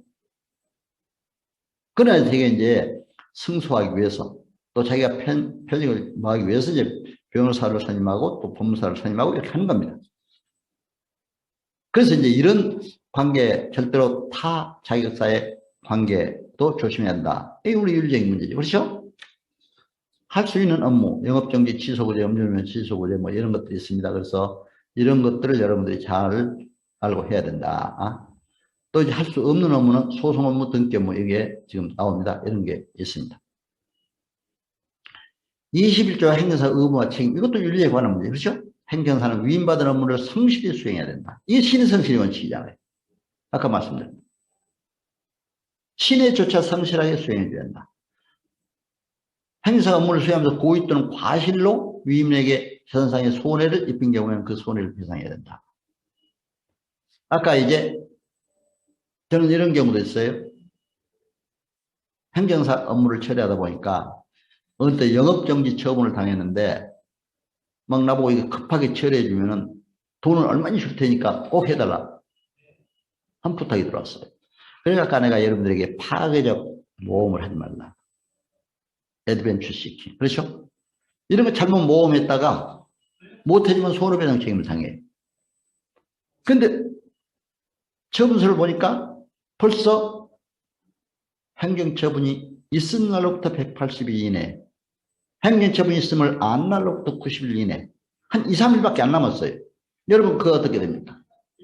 잘못 맡았다가 물론 2, 3일 내에 여러분들이 해결할 수 있는 능력이 있으면 밤새고라도 해서 할 수 있으면 맡아서 하세요. 그러나 할 수 없을 때 잘못해서 기간이 넘겨버렸다든가 못해주면 위임계획했다가 괜히 오히려 고객에게 피해를 주고 손해배상 청구소송까지 당한 경우가 있다. 이렇게 볼 수가 있습니다. 이런 거 참 조심해야 돼요. 그렇죠? 금지행, 정당한 사유 없이 업무에 대한 위임을 거부하는 거예요. 아까 말씀드렸잖아요. 정당한 사유. 해외 출장이라든가 또는 어디 아프다든가. 그러나 정당한 사유 없이는 위임을 거부할 수 없는 거죠. 당사자 중 어느 한쪽이 위임받아 취급하는 업무에 관하여 이해관계를 달리하는 상대방으로부터 같은 업무를 위임받는 행위. 이건 이제 학교 폭력 같은 데 많아요. 폭력하는 학부모로부터 또 폭력 당하는 학부모로부터 같이 위임이 들어온 경우가 있어요. 여러분 그거 다 같이 하면 위반이죠. 우리 행정사법. 그렇죠? 윤리도 혼나는 거죠. 그건. 양쪽에서 그냥 그러면 어느 편에서 살 겁니까? 안 되잖아요. 그렇기 때문에 여러분들이 이런 걸 규정한 겁니다. 행정사의 업무 범위를 벗어나서 타인의 소송. 당연히 아까도 말씀드렸죠. 안 되는 거죠. 그리고 이제 행정사의 업무 알선을 업으로 하는. 알선을 업으로 한다면 마침 브로커처럼 업으로 해서는 안 되죠. 그러나 여러분, 어떤 업무가 들어왔을 때 내가 정말 처리할 수 없다, 도저히. 그러면 자기 친한 행정사한테, 그 분야 전문 행정사가 있어요. 그럼 소개해드릴 수 있어요. 그러나 그것을 업으로 하면 안 된다, 이런 겁니다. 브로커처럼. 여러분, 이런 걸 잘 아시고 행정사를 하면 여러분들 반드시 행정사로서 성공할 수가 있다. 비밀엄수. 아까 이것도 개인정보보호법이라든가 통신비밀보호법 이런 거 지켜야 된다. 절대로 정당한 사유 없이 알게 된 사실을 다른 사람에게 누설해서는 안 된다. 그러니까 나도 아까 강의할 때도 그러잖아요. 예를 들면 베트남 여인이 우리 한국 가 국적 취득, 이 정도는 괜찮아요. 그러나 인적사항, 그 사람 누구 이름 대면서 그 사람 생년월일이 몇 살이고 어디 전화번호 이렇다 이렇게 하면 안 되잖아요. 그렇죠? 그래서 이런 것들을 얘기하는 겁니다. 업무 처리부, 일련번호, 위임받은 연월일, 위임받은 업무의 개요, 보수액, 또 위임인의 주소와 성명, 그 밖에 위임받은 업무의 처리에 필요한 사항 등을 기록하게 되어 있습니다. 그것과 상담한 내용을 철저히 기록해야 되는 것이 업무 처리 필요합니다. 저도 이제 매년 업무 처리부를 내면서 보니까 이제 서초구청에서, 제가 서초구 관내에 있으니까 서울의 서초구 관내에 있는 구청에서 어느 때 공문이 와요. 업무 처리부 내달라. 7월 달에 가면은 그 공문이 올 때가 있었습니다. 그러니까 금년 7월 1일부터, 작년 7월 1일부터 금년 6월 30일까지 1년 동안 걸 좀 업무 처리부를 내달라 하는 경우가 있어요. 그러면 이 순서대로 해줍니다. 그렇죠? 위임받은 연월일, 위임받은 경우 업무의 개요, 예를 들면 출입관리 업무다, 국적 취득 업무다, 영업정지 처분 취소 업무다, 위임인의 주소와 성명, 그 밖에 위임받은 업무의 처리에 필요한 사항, 이렇게 해줍니다. 또 25조의 행정사 법인 설립, 이건 이제 신설된, 이번에 개정으로 신설된 내용입니다. 행정사법 동법 시행령 시행기출, 이건 세부 지침이 이제 나오고 있습니다. 아까 행정사 법인제도 설립하게 됐다. 3명 이상 행정사는. 그렇죠? 또 26조 대한행사회가 설립했는데 의무 가입하도록 되어 있다. 이건 여러분들 이제 아셔야 됩니다. 그렇죠? 대한행사회 아까 말씀을 드렸습니다. 그럼 행정사 법령상 행정사 업무 실제 창업 운영을 위한 행정사, 행정사의 자격을 취득을 합니다, 여러분. 저도 이제 2013년도 12월 달쯤 되니까 행정사 자격증이 나왔어요. 시험 합격증과 함께. 근데 공직자도 시험 합격, 또 자격증 이렇게 나오더라고요. 이게 받았습니다. 받아가지고 실무 교육을 받았어요. 그 다음에, 연초에. 바로 저는 막 1회로 받아서, 그 다음에 1기로 받았어요. 교육. 기본 소양 교육 실무. 한 달을 받았다고 그랬잖아요. 아까 말씀드린 대로. 그 다음에 받고, 수료증 받자마자, 수료증 여러분들 오늘 받으면 수료증을 받습니다. 한 달 정도 걸리는데, 또 어느 때는 또 행정적인 업무가 폭주하다 보면 또 좀 더 늦어질 수도 있어요. 그러니까 여러분 조금 늦어지더라도 기다리시면 나옵니다. 그러면 이제 업무 신고를 시군구청에 해요. 기초자치단체, 자기가 주소가 관할돼. 사업자 등록. 업무 신고만 하고 사업자 등록 안 하면 안 돼요. 세무서에 가서 또 사업자 등록도 해야 돼요. 그 다음에 출입국 업무하는 사람들 아까 말씀드렸잖아요. 대행기관 등록도 해야 돼요. 또 행정사 협회 등록을 반드시 해야 돼요. 그래야 앞으로는 행정사를 할 수 있습니다. 또 이제 행정사 고객과의 국민과의 상담에서 위임계약을 체결해서 행정사 업무 처리를 작성하는 거예요. 그렇죠? 바로 이 절차상. 여러분 이런 걸 잘하면서 우리가 창업 운영의 효율성을 기하기를 바랍니다. 그렇다면 우리가 행정사가 이제 사무실 입지 선정 시 고려해야 될 사항 여러 가지를 이것도 얘기하는 사람도 있습니다. 인허가 대리 및 토지 보상. 이건 이제 여러 가지 재건축 지역이라든가 또는 토지 보상에 관련된 기관 있는 곳이라든가 이렇게 이제 행정사를 낼 수도 있어요.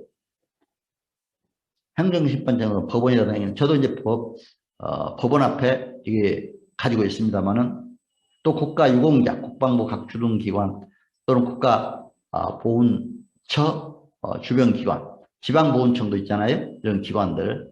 운전면허부재, 경찰관서, 근교에서 주로 많이 해요. 이거는 출입관리 사무소 근방이라든가 또 지금 중국인 동포들이 대림동, 서울의 영등포구 대림동에 많이 살아요. 그건 중국인촌 같습니다. 저도 가보니까 거기 막 중국계 간판들이 많이 붙어 있더라고요. 또 고려인 동포는 러시아에, 동대문에 많습니다. 또 이제 출입국 외국인 청의로 바뀌었는데 그 출입관리 사무소 금방 하는 경우도 많이 있습니다. 이렇게 이제 돼 있는데, 그러나 이런 입지를 참고만 하실 뿐이지, 온라인 시대, 저는 법원 앞에, 물론 행정심판과 관련돼서 이렇게 법원 앞에 약간 이런 입지도 봤습니다만은, 그러나 5층에 있어요. 5층에 있어도 아무런 지장이 없습니다. 왜? 요즘에 온라인 시대이기 때문에. 저는 이 유튜브나 블로그를 다 활용하고 있습니다. 제 블로그에 보면 전부 나옵니다. 행정사에 교육한 거, 행정사 강의한 내용, 또 이제 사진, 행정사협회 활동했던 사진들 다 나옵니다. 유튜브에도 제가 다 나옵니다. 그래서 여러분들이 이런 온라인을 통해서, 요즘에 더구나 스마트 시대라고 그러잖아요. 스마트폰을 TV보다 더 많이 본대요, 시청률이. 그렇기 때문에 쉽게 접할 수 있는 국민들이. 그래서 여러분들이 지금 줌 회의를 여러분들이 참여하더라, 줌 강의를 이제 그 노트북 가지고 하는 분도 계시고 또 스마트폰을 가지고 하신 분도 계실 겁니다. 그러니까 저는 그래요. 제가 사이버대학에 총장을 했기 때문에 온라인 교육에 대해서 그때 이제 어느 정도 개념은 잘 파악을 했는데, 그때도 뭐 그렇죠. 사실은 거기에 교수들이, 그 전문 교수들, 또 영상실에, 우리도 뭐 방송국이나 똑같습니다. 영상실이 있습니다. 그럼 거기서 교수가 영상을 제작해요. 인터넷으로 내보내요. 그 앞에 방송국감 PD도 있고 또 기술적으로 잘하는 사람도 있고 그러잖아요. 만진 분들은 또 따로 있어요. 그냥 따로 하고 있기 때문에 제가 뭐 그런 구체적인 분야까지 몰라요. 근데 요즘에 줌 교육을 하다 보니까 줌도 잘 만져야 되겠더라고요. 그렇죠? 여러분도 그렇잖아요? 핸드폰으로 듣겠느냐? 아니면 뭐 오디오, 비디오, 그렇죠? 다 나오고 음소를 어떻게 해야 되냐? 이런 걸 알아야 또 여러분 줌이 잘 해나갈 수가 있잖아요. 그러니까 요즘 온라인 시대, 스마트 시대 이런 것도 잘 알아야 된다. 그래서 이제 말씀을 드립니다. 요즘에 서울에 가면 각 지하철 역사에 스마트 도서관도 많이 생겼어요. 저는 그 스마트 도서관이 어떻게 하는 거냐 하고 봤더니 책을 거기서 빌려가지고 가서 읽고 또 반납하는 걸 봤거든요. 뭐 어디 거기다 또 뭐 신분증 뭐 대다 이거 또 문 열면 반납하고 또 이렇게 다른 책 빌려가고 그러더라고요. 그래서 요즘에 이런 시대가 왔습니다. 자, 행정사 업무와 관련해서 이제 주요한 법령들, 이걸 여러분들이 아셔야 됩니다. 자, 국가유공자 등록업무는 우선 아까 근거법을 찾으라고 그랬잖아요. 예를 들면 제가 출입국 관련 업무, 국격출입, 출입관리법, 국적법, 시행령, 시행규칙까지 반드시 봐야 된다.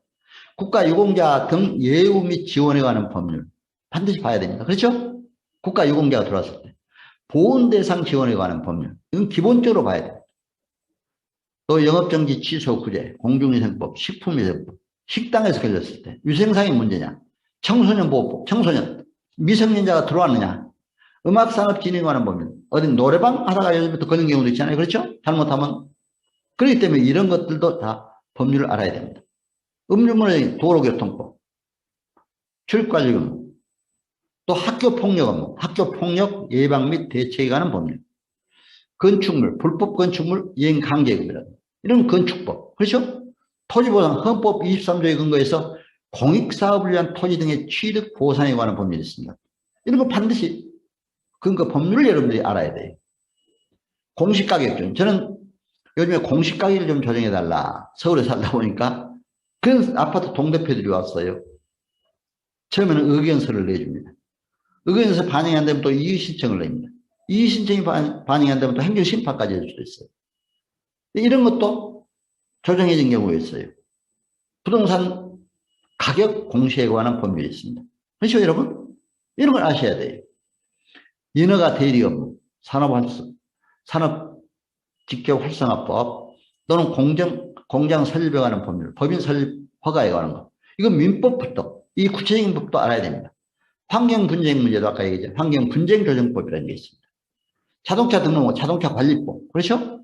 교통사고 조사, 도로교통법, 교통사고 처리 특례법, 또 주택법은 층간소음법, 사회복지사업법.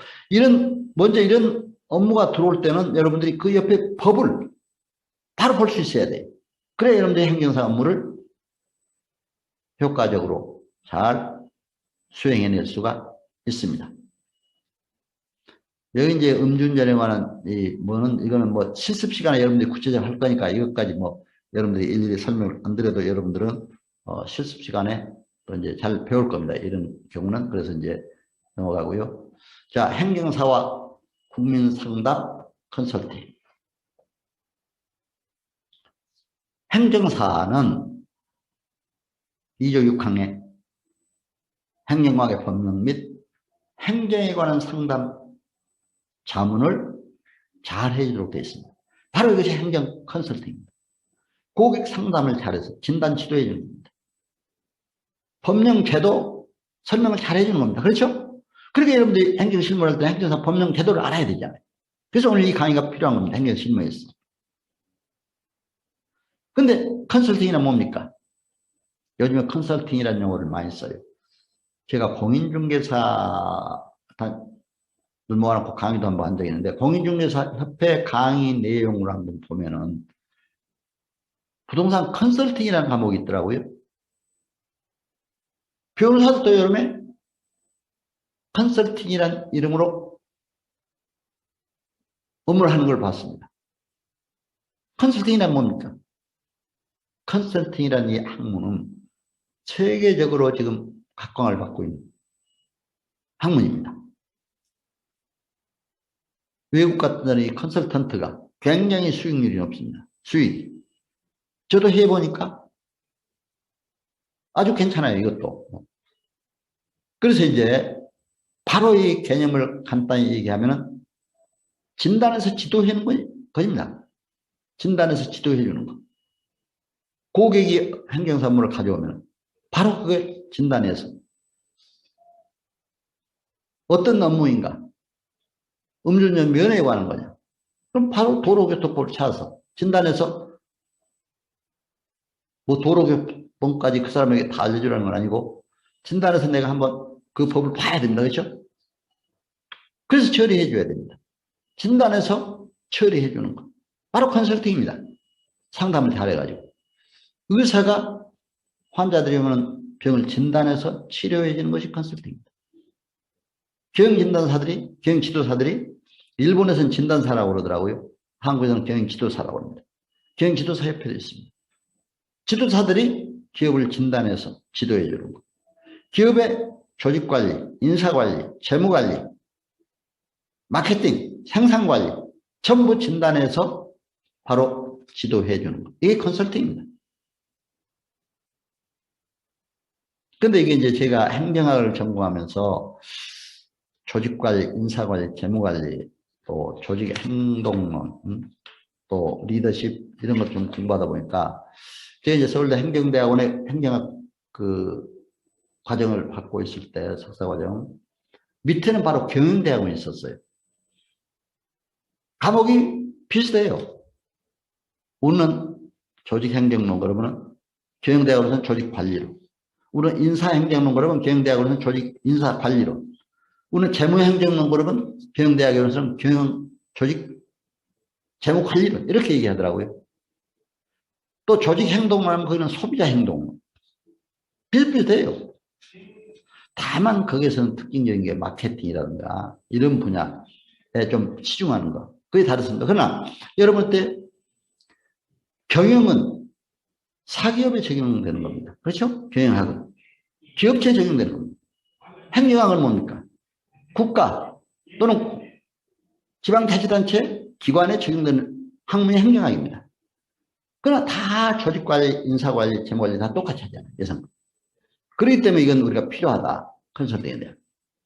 그래서 효율적인 행정사 업무 수행을 위해서는 철저히 자기관리도 잘해야 되고, 행정 관련 이제 이런 그 정보화 시대 행정 사무 관리를 이제 습득해서 잘해야 되고, 또 행정사 업무 효율적 수행을 위해서 컨설턴트처럼 조직인사, 재무관리, 마케팅 이런 경영정보, 경영전략 이런 것들을 잘해야 된다.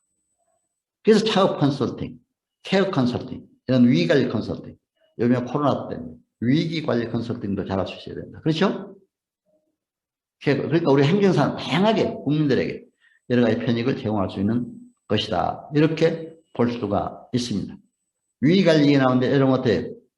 위기는 위험과 기회라고 그러잖아요.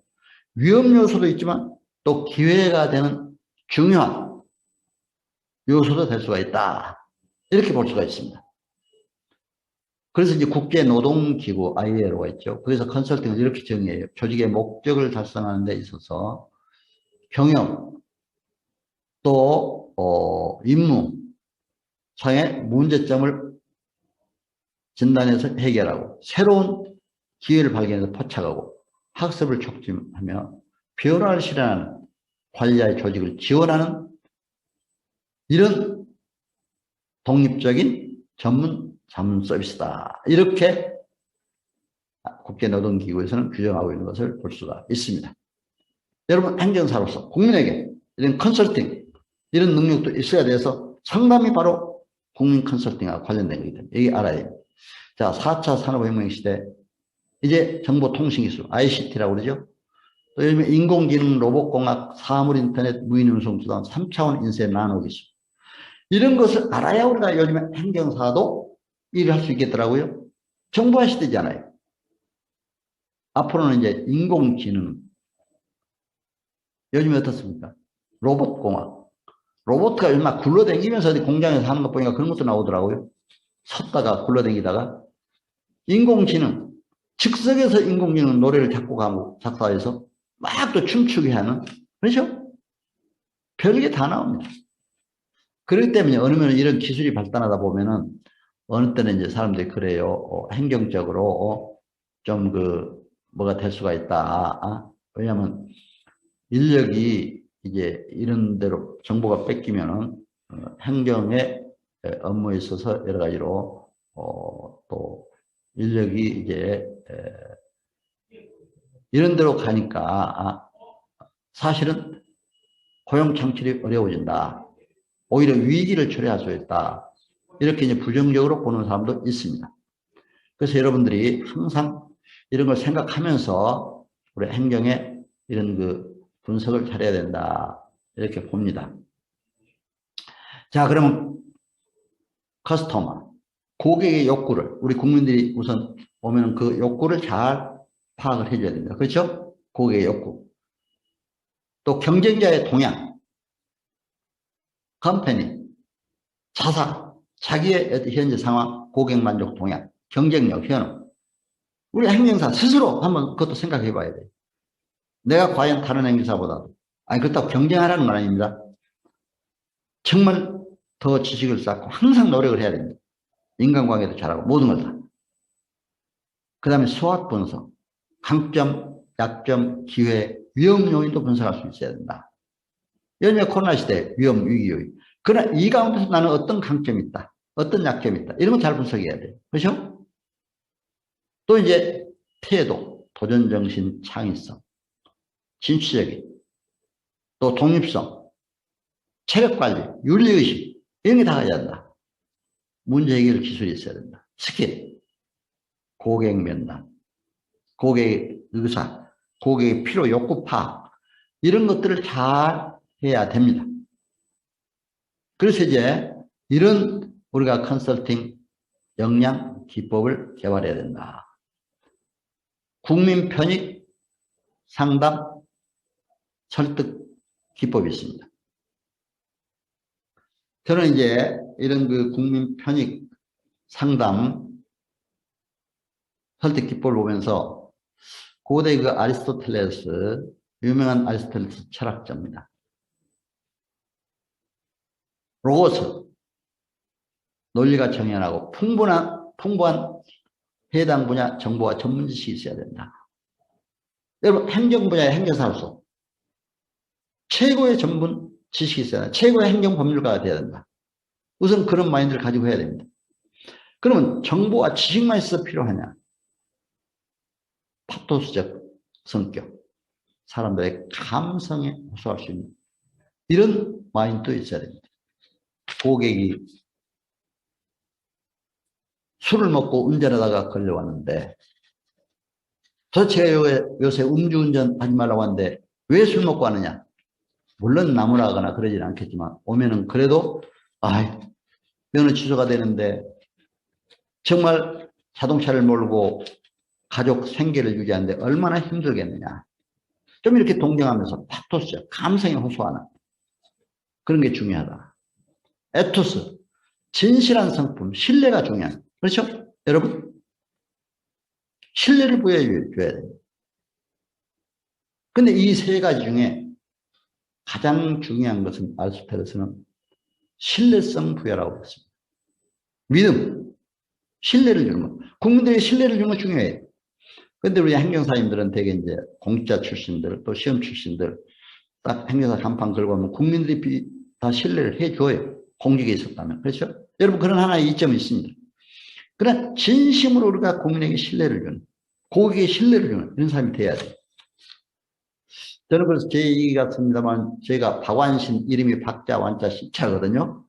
박완신. 완전을 완자, 믿을 신자.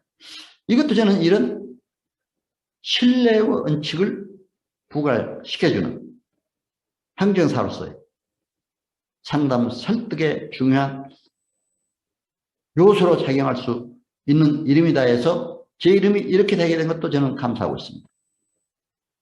여러분, 기왕에 제 이름 얘기가 나왔습니다. 여러분, 제 교재, 교재 다 받으셨죠? 교재 뭐 받으셨으리라고 믿습니다. 우리 협회에서 다 받으셨죠? 내하고 한번 손을, 그럼 그 교재 내용의 행정사 법령 제도 컨설팅 과목. 이제 거기에 보면은 제가 그 주로 작성한 겁니다. 제가 작성해서 여러분들에게 지금, 그게 이제 배포가 됐습니다. 그런데 거기다가요, 교재 펴시고, 제 전화번호를 하나 써놓으시고, 꼭 연락을 좀 주시죠. 혹시 강의 내용에 힘들거나 어려운 게 있으면은 또 행정사 개업을 하실 때 그런 분들이 많이 옵니다. 전화도 많이 주시고 하니까 너무 고맙더라고요. 그래서 전화번호 하나 적어 놓으시고 010-3709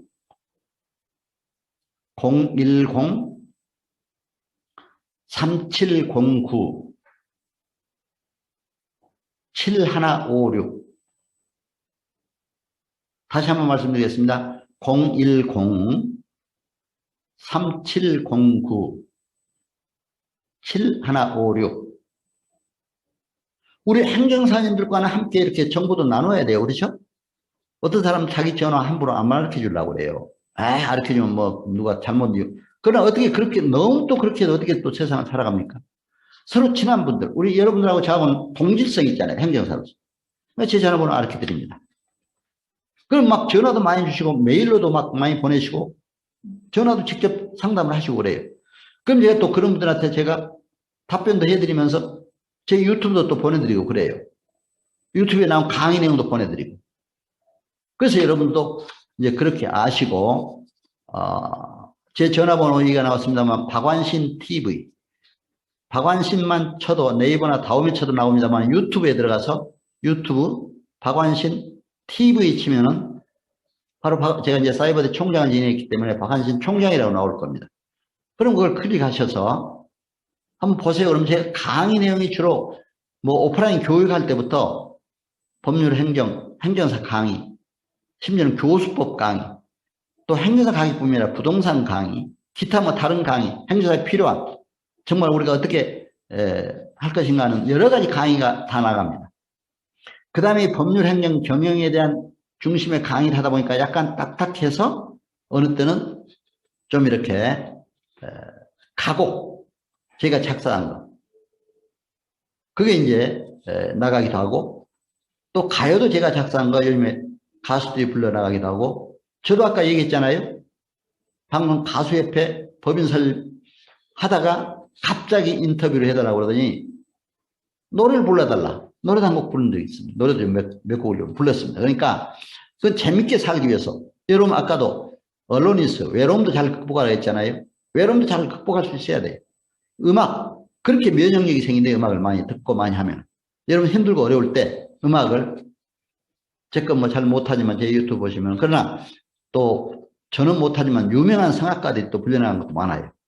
그렇죠? 그러니까 한번 보시면은 여러분들 좀 건강해, 또 즐거운 생활하는데, 행복을 누리는데 필요할까 해서 잠깐 말씀을 드렸습니다. 여러분 유튜브 보시고, 또 이제 우리 행정사가 유튜브, 정말 건전한 이런 유튜브 하는 분들이 많이 또 알려져야 될 것 같아요. 저는 행정사 홍보하는 입장에서도 여러분들에게 말씀드립니다. 행정사를 많이 알려야 되죠. 전국에, 전 사회. 그럼 여러분들이 구독도 좀 해주시고, 또 이제 여러분 꼭 뭐 딴 사람 눌러야 구독, 좋아요 눌러주세요. 그런데 저는 그런 말 잘 안 해요. 그러나 우리 행정사님들 앞에서는 내가 오늘 비로소 말씀을 드린 겁니다. 왜냐하면 그렇게 해서 하면은 여러분들 바로 내 강의를 언제 어디서나 바로 쉽게 들을 수가 있습니다. 뭐 구독한다고 별도로 뭐 거기에 뭐 요금이나 돈이 들어간 건 아니니까. 그래서 여러분들이 반드시 그렇게 해서 행정사 법령, 제도, 종합적인 걸 한번 계속 반복해서 들을 수도 있고, 또 오늘 강의 내용도 제가 유튜브에 올릴 겁니다. 바로.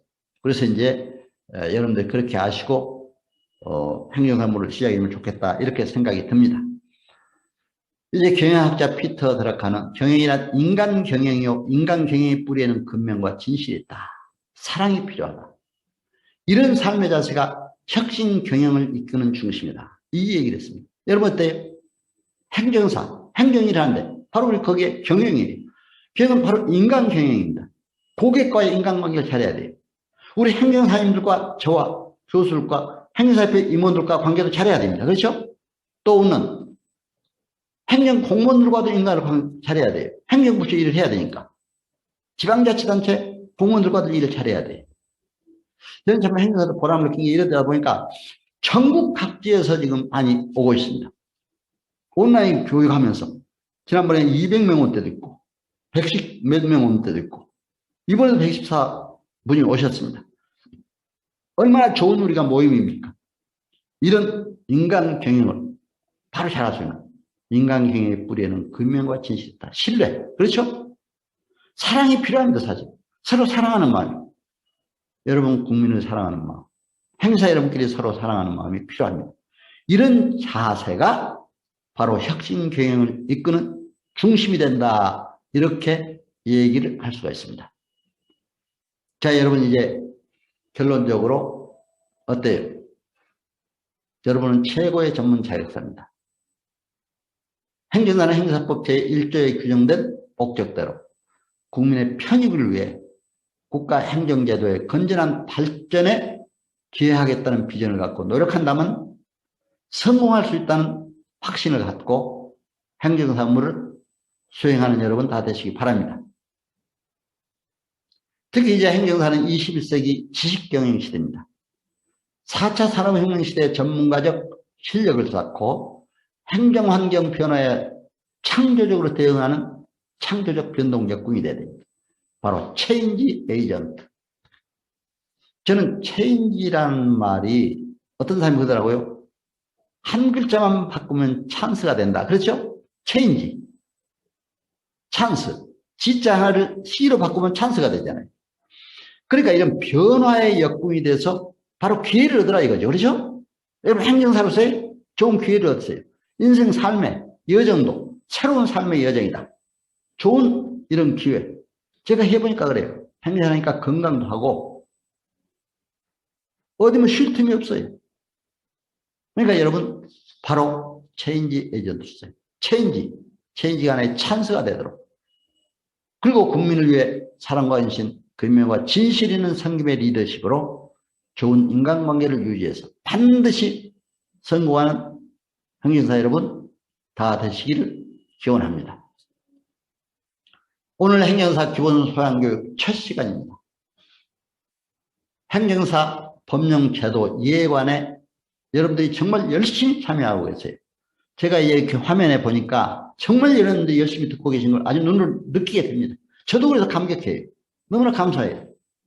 여러분들 이렇게 열심히 참여하신 것 진심으로 감사드리고, 이제 행정사로서 창업을 하고 행정사 실무를 수행하실 때 오늘 저희 강의가 많은 도움이 돼서 큰 발전이 있으시기를 기대합니다. 사실은 우리가 이제 제가 통합행정사회, 대한행정사회죠. 그걸 이제 통합이 됩니다. 그동안에 8개 협회가 있었어요. 통합이 되는데 거기 통합행정사회에 이제 현재 제가 대한민국협회 교육부회장이기 때문에 또 교육에 관해서 교재편찬위원도 하고 있다 보니까 그게 이제 교재가 앞으로 또 새롭게 나오게 됩니다. 이번에 새로운 교재 중심으로 제가 만들면서 이렇게 파워포인트 새롭게 단장해서 여러분들이 강의하는 겁니다. 여러분들 이 기본 소양 교육에서 첫 시간에 법령 제도 이해 이걸 잘 알아야 행정사 실무도 잘할 수가 있습니다. 그래서 행정사 실무 편람도 바로 이런 기본적인 첫 시간 기본 소양 교육, 기본 실무 과정에 강의를 제가 했고 여러분들 실습 시간에는 응용 실무죠. 바로 제 2편의 응용 실무 해가지고 이제 다음 5일간 실습 시간은 그런 응용 실무에 관한 각 분야별로 행정심판서도 직접 작성해보고 또 이제 각 업무를 직접 처리하는 그런 하나하나 구체적인 실무 또 현장도 가보고 오프라인 교육 때는 현장도 많이 갔습니다. 가보고 하는 것이 바로 응용 실무입니다.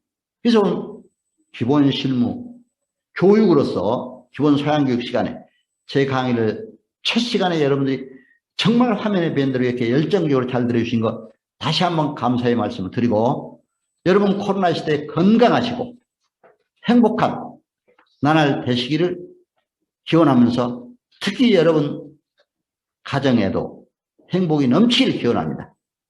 행정사에서 큰 발전이 있기를 기원합니다. 여러분 감사합니다. 안녕히 계세요. 고맙습니다.